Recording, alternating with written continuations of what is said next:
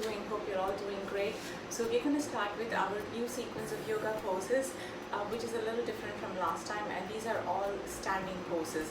So standing poses tend to have a power of their own because you're standing there and doing them. So it's like all the energy from the earth is flowing to your body, and you are going to get all this extra positively charged force from the earth yourself. So let's start with the first standing pose, which is called the five-pointed star. So with the five-pointed star, the most important thing is you're going to put your feet wide apart, like 6 feet apart, and then you're going to put your hands like this. That's very important, to put your hands like this, and then you're going to raise it and then lower it, like for about 5 times, okay? So this hands represent the five-pointed star basically.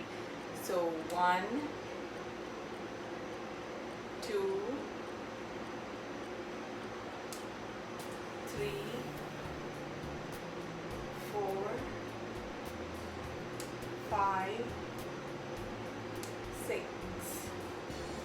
So that is the five-pointed star. So very simple, very easy. Just make sure your toes go up and down, up and down. So whenever you go up, you're actually strengthening your calf muscles and also giving a stretch to your quadriceps and your hamstrings. And it definitely tends to strengthen your shoulders because with all the weight of your body, you're still able to go up and down. So let's do that five-pointed star again, so you get familiarized with it, okay? So five-pointed star now, starting, put your hands like this, parallel to the floor ideally, and legs apart 6 feet. And then let's go with the toes up and down, okay? Ready? 3, 2, 1. All right. 1, 2, 3, 4, 5. That's a five-pointed star. All right, guys. Now let's move out to our next exercise, okay? Okay, guys. We're going to do the next yoga pose, which is called the half triangle. So we just finished the five-pointed star, and we're going to the next pose, which is called the half triangle. So we are doing a sequence of all standing poses. So this involves only standing postures, very little bending or even sitting. So standing has a power of its own because you're standing and you're getting all the energy from the earth. So let's go to the next pose, which is called as the half triangle. Half triangle is also pretty simple. It's keeping your feet wide apart, like 6 feet apart, putting your hands like that, and then just moving like this in a half triangle. Like I would say, like this in a half triangle. Like looking up towards the sky, or if that's too stressful for you, if it hurts your neck or something, you can just look downwards like that. But keeping your hands straight, that's important. And just count 1, 2, 3, 4, 5. Okay, and let's go back again to the other side. Okay, go looking up or looking down, whatever is easier for you. Like I'm somebody who prefers to look up, so let me look up. 1, 2, 3, 4, 5. All right, so those are this is the next pose, which is called the half triangle. Now we're going to combine the first and second pose. The first pose was called five-pointed star, and the next one is half triangle. We're going to combine these two and make it like a flow, okay? So we're going to stand in this five-pointed star pose, and then we're going to go down to the half triangle, look up or look down. You can look down also if you think it's painful for your neck. And we're just going to count 1, 2, 3, 4, 5. Come to the center. Always when you go down, whenever you bend, you need to exhale. Yeah, it's okay to say that. Come to the center, inhale, and go to the other side, exhale. 1, 2, 3, 4, 5. So let's do this 5 times. So it's kind of easy to get. So guys, you can follow me and do it now.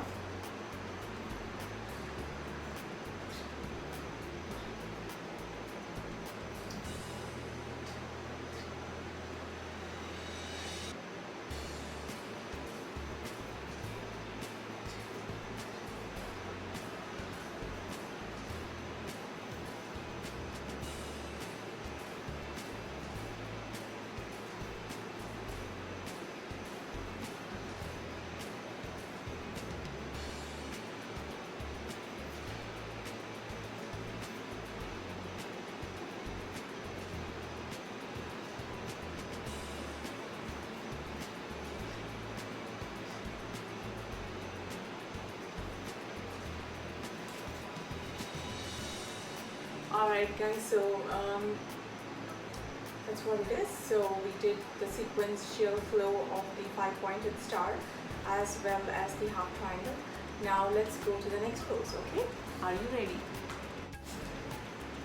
Alright guys, so let's go to the next pose, which is called as the victory squat with the gentle lion's breath. So victory squat, you know what's our squat? Like always bending your knees, those are squats. With a gentle lion's breath means you're going to use all the force in your lungs and you're going to breathe it out or breathe it in with all your might, and but at the same time it's going to be gentle. So that's why it's called as gentle lion's breath. Okay, so guys, let's get started. So for this victory squat with a gentle lion's breath, I always like to put my hands up like that. My hands look like this on the top. Okay, they look like that, and then I'm going to inhale and then exhale. So put my hands aside, come back up, inhale,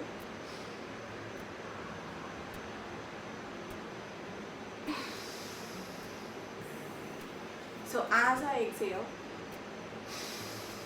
I'm gonna put my hands down in the same sequence. It's not like I exhale and then I put my hands down, or I put my hands down and then I exhale.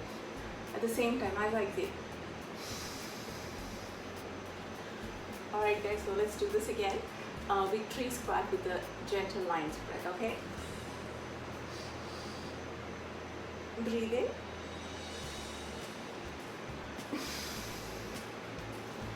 Now the advantage of doing this victory squat with gentle lion's breath is that it tends to be very purifying to each and every cell in your body, and it's very nourishing, and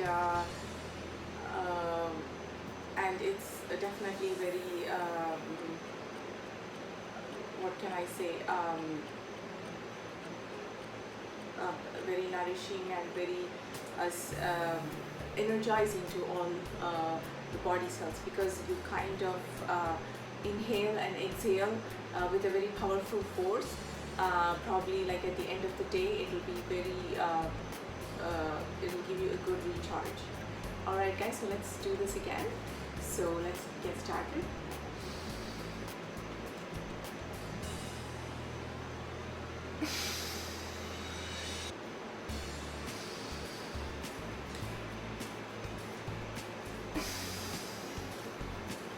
Again.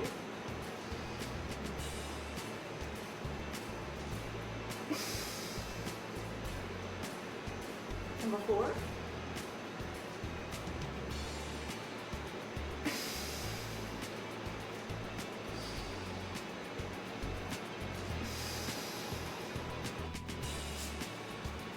Hey guys, we're going to do a new pose which is called rising sun and setting sun. So this is really simple, and we are going to get started with this. So I just want to show you what is this rising sun and setting sun. So all we need to do is our hands at the back. We just need to clasp it like that. Okay. Just look at my thumbs, how I did that, you know, like this. And then I'm going to show it to you from the side, so it's easier to see how to do it, or probably from this side. So first we're going to do the exhale or the rising sun. Our face is going to look up like the rising sun, and then we're going to look down at the setting sun. So first inhale and broaden your shoulders and move it backwards, okay? Now ready? 1, 2, 3. Rising sun. Setting sun. Exhale. Rising sun. Exhale. Setting sun. Rising sun. Exhale. Setting sun. Rising sun. Exhale. Setting sun. So that's how we do it. We can also add a variation to it. Now keep in mind guys, if you have shoulder issues and all that, you can always keep your hands on your hips and do the same thing. Just look at me here.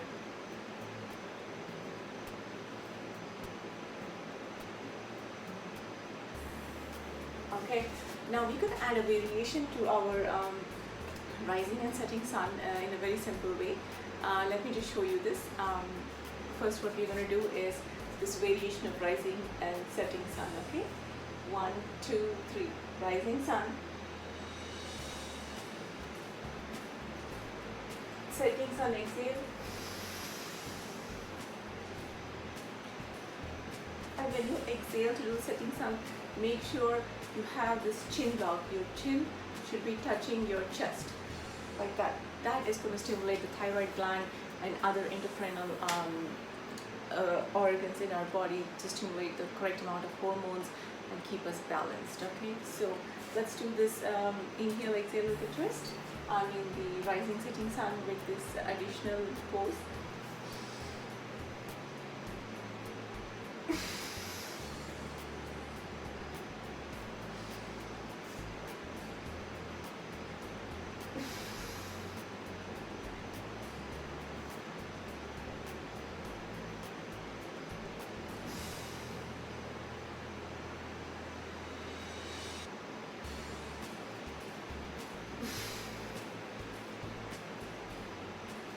Alright, so that was the rising and setting sun with our hands going up and down, and also you saw the other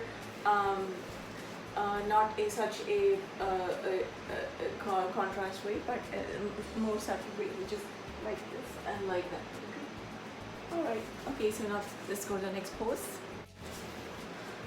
Okay folks, let's go to the next pose, which is called as the temple pose. The temple pose is a very simple, easy pose. All we need to do is hold it like this. Okay, and look at my hands. They are pointing with the fingers up like that. Okay, so breathe out. Okay, breathe in, breathe out. Again, breathe in. Look at my fingers on the top. Breathe out.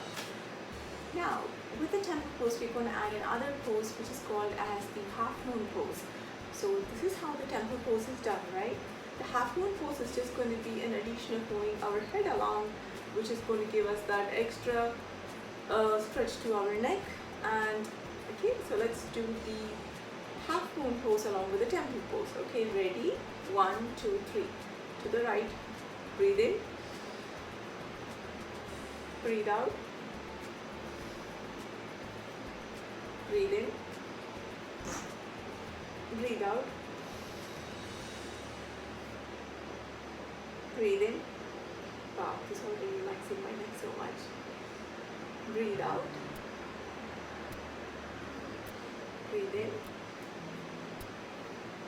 Breathe out. So that's how you add temple pose with the half moon pose, which is nothing but your face is like the moon in that. So you're just going to do this as half moon, and this full moon, and that's another half moon, and this is the temple. Okay, so we got that right. Now let's go to our next pose. Alright guys, so I hope you enjoyed these yoga sequences, which were all standing poses, and that you enjoyed the sequence I was going through one by one.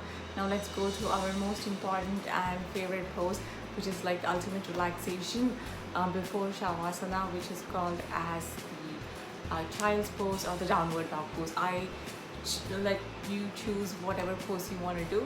I personally am a fan of the downward dog because it stretches my hamstrings, quadriceps, my calf muscles and everything, as well as my spine. So I just love it, and I love the kind of stretch and pull it gives towards for my arms. So I'm going to be doing downward dog, but let me just quickly show you what is child's pose, then I'll go to downward dog. Okay, this is how we can relax after this pose. Alright, so I'm just going to show you how I do the child's pose. Okay, so I'm going to show you the child's pose now. All you do is do like this, really simple. You sit on the soles of your feet and then do this, and then do is your child's pose. Now let me do downward dog. Now let me show you how I go into downward dog. It's not like 1, 2, 3 and a downward dog. I go into it gradually. I let my body sink into it gradually, so that gives the ultimate freedom and relaxation to the body. Okay, so I do this and then I do. Okay. Okay. As you can see, my hips are pointing towards the sky and my feet are almost touching the ground. If it doesn't, it doesn't. It's fine. You just do what you can do. Don't look at your neighbor. Okay? 1, 2, 3, 4, 5, 6, 7, 8, 9, 10, 11, 12, 13, 14, 15, 16, 17, 18, 19, 20. Alright then, so that is how we do this downward dog position. So I think it ends there very well. So if you want to, you can do the Shavasana. Like our standing poses does not really need it. I would never say you don't need Shavasana. Does not really need a Shavasana because you're standing, it's a lot of energy and you really don't need that lying down pose. Like if I were doing all these standing poses, I would just end it with my downward dog pose and I'll get about with my day. So alright guys, so that was it. And next we are going to do different set of poses because so far I think we did the the ground poses, the starting poses, and then we did the sitting poses, standing poses, and next we're going to go back to the again a different kind of sitting poses that is going to conclude our yoga session, like how we conclude it. Alright guys, so until then you take care. It was lovely teaching you all guys, and please feel free to share your comments or tell me anything you want to tell. More than happy to improve myself or change anything for you guys. Like if anybody has shoulder pain or neck pain or anything, put it in the comments and I can tell you the variations. Until then, I'm Shreya, and you can like my channel and subscribe to me. I'm more than happy to be your wonderful yoga trainer. Until then, I love you guys so much.